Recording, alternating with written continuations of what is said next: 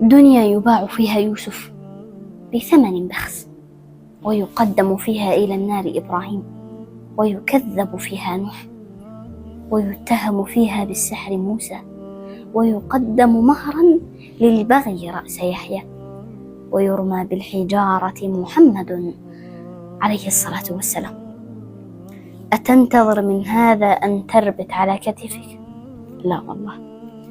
فكم من كربة أبكت عيوننا فهونها علينا الكريم فهانت، وكم من حاجة كانت سرابا فأراد الله لقياها فحانت، وكم ذقنا المرارة من ظروف برغم قساوة الأيام لعنت.